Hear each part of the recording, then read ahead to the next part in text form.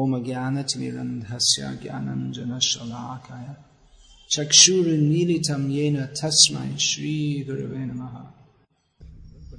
Well, thank you very much for remembering the official birthday of this bag of bones that I happen to be inhabiting at the present time. I'd forgotten all about it, actually. In Kami society, I think especially in the West, they make a big fuss over your birthday. Now in India also, it's all commercial because they want to make money by birthday cards and selling gifts, and so they promoted Christmas and New Year's Day, and all just for making money, that's all. Otherwise, we should be interested in observing the appearance day of Krishna, Chaitanya Mahaprabhu, Sri Radha, Ramachandra Bhagavan, these Aracharyas. And we shouldn't worry so much about our own so-called birthday. I never used to think, actually, until they started all this Vyasa Puja business. When's my? But usually I'd forget until 2-3 days later. And oh, now I'm a year. When I have to fill up some form, what is your age? And then, oh, now it changed. I many years ago in London, I remember I told one devotee, oh, I just remember today's my birthday. So I said, oh, so how old is your bag of bones now?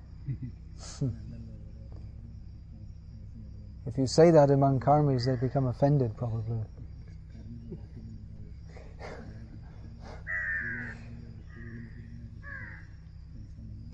In England a few years ago, someone was asking me some question. He was maybe 60 years old, and I said, well, I can't remember exactly what the question was. I said, but look, you're going to die soon anyway. And then everyone became, it became very, oh, how can you say that?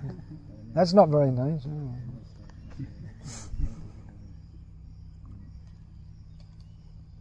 Sat bole tomare lati, jhoot jagate mohai. If we speak the truth, they'll beat you with sticks.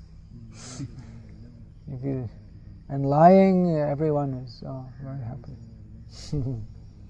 Sach bole. Speaking the truth, not very popular.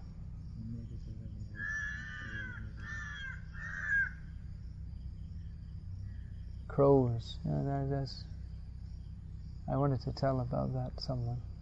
I was just with Srikant Sen, and he has this little ashram in Vizianagaram, just outside.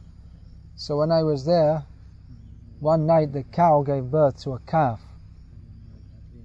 So for the next few days the placenta's coming out of its backside. It's messy business. One day the vet comes and puts on this plastic glove and puts his hand right inside and pulls out all this placenta. So I just remembering, because the crows, for them it's a feast. So one time the placenta was hanging outside the back, and the crow comes and perches on the tail of the cow and just moves in and pecks it off, all covered in blood, and carries it away. And then another crow comes and fights for it.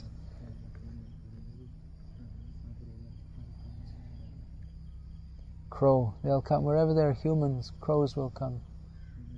Some cows, anything, they'll come, looking where is something nasty. Prabhupada used to give that example, that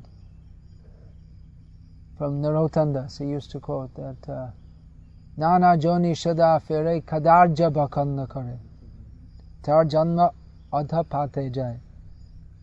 That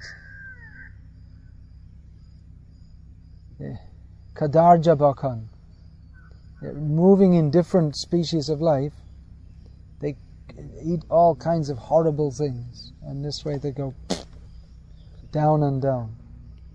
So he gave the example of crows. They're always looking for something horrible. I think I told this before, but in Calcutta I always used to see that in the winter all devotees coughing and lots of thick mucus coming up. It's so We had no idea of having warm water baths in those days. You're lucky you get any water, let alone warm water. So everyone was coughing up all this thick mucus, and it was a good season for the crows. We'd come. There's one ledge outside. We'd come and spit, and they knew this is the place to be. The thick mucus, and then put their beak at this and lick it up like this. Then in Calcutta, in those days, there used to be huge piles of garbage people were just throwing in the street, and every, I don't know, month or something, every so often they'd come and clean it up. So yeah, all stinking. And the crows, lots of crows always there, and dogs will be there, and then the cows will come, and if there's anything they want, they'll push the dogs away. The dogs will push the crows away. There'll be some street cats there also. It's a big festival. And then you'll find the human beings there also, the scavenger class, looking for if there's anything they can pick up. And they'll have a stick and they'll drive the cow away. And so the humans get the best things, and then the cows, and then the dogs and the goats and the cats, and the crows are there also. And they're all having a feast. They're all enjoying. This is material life. And just next to that there'll be the posh apartments.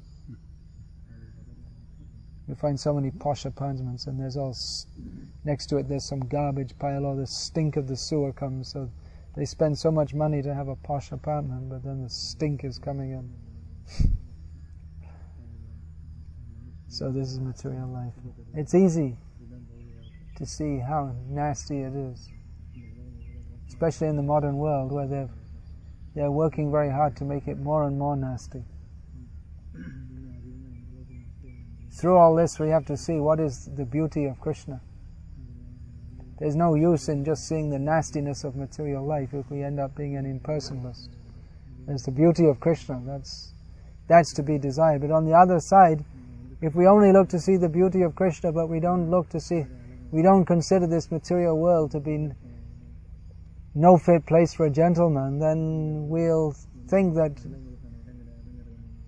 Krishna consciousness is something like material life with the problems removed. Whereas in fact it's the opposite. This material world is a perverted reflection. It's not that the spiritual world is just this, like these Christians, they have the idea. You go to heaven and it's just like England or something. The English thing is just like England. That's C.S. Lewis, theologian, wrote. Heaven is just like England.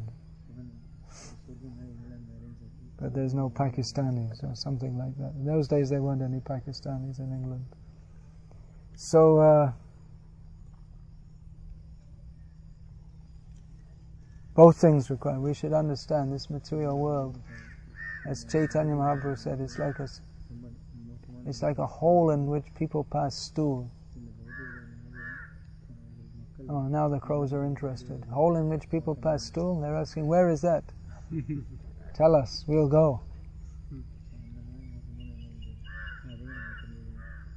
And the spiritual world is mine of nectar, with Krishna in the center.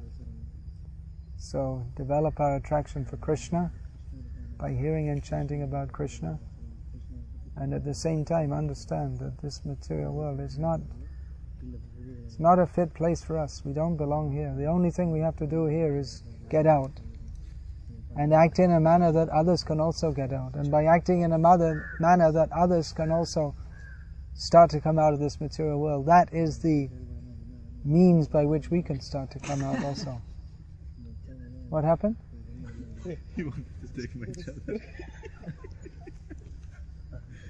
Where is it?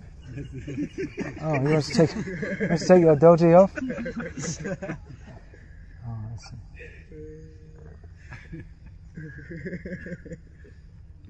That's a mixture of practical intelligence and impractical, mixed. Good idea, but good idea to make some shade, but not very well executed. Anyway, It's all right. I'm not going to speak very long. No, I'll speak longer later. Not today. Now I'm on writing schedule. I have another 1.5 days left. And then after that, I don't know when.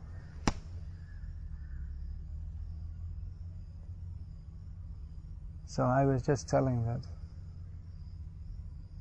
this letter, the Vishwa Vaishnav Raj Sabha sent to the Kashim Bazar Sammilani chairman with these questions, that we see there are going to be songs on Rasolas, which is fatigue after the rasa dance, and Kunja Banga, when Radha and Krishna in the morning they separate and go to their respective homes, and Rasodga, awakening of rasa. So they're saying, could you kindly send a list of the liberated souls who will be present to hear all these topics?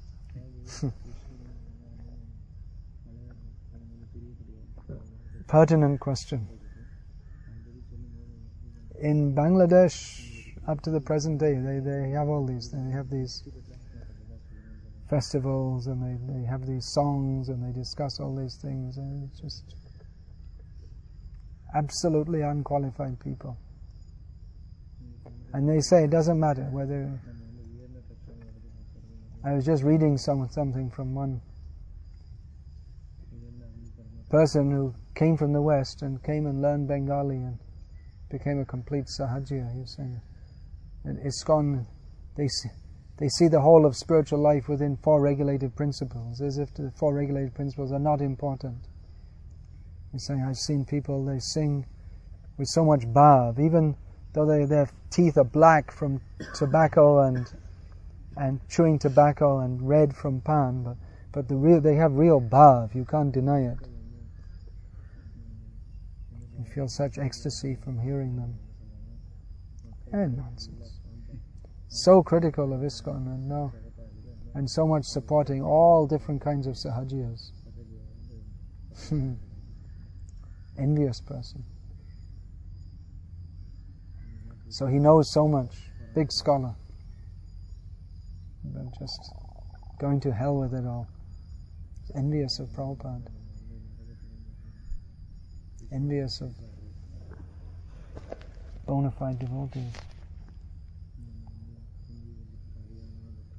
So Prabhupada's advice, chant Hare Krishna and be happy, is very important. Don't become a rascal. Otherwise you can chant Hare Krishna and think you're happy, but yasya prasadad bhagavat prasado yasya prasadana gati katopi. Without satisfying the actual acharya, then no hope. And by satisfying him, all hope. So better stick to the straight and narrow path. You see what Prabhupada told? You follow that. Easy. You may say, well, this acharya said that, another acharya said this, but anyway, that may be, but Prabhupada came and saved us, and different acharyas may give different directions according to different time, place and circumstance, but we should practice Krishna consciousness as Prabhupada taught us, and we'll be safe. If we try to jump over his head, then we're finished. That's all. Hare Krishna. All glories to Srila Prabhupada.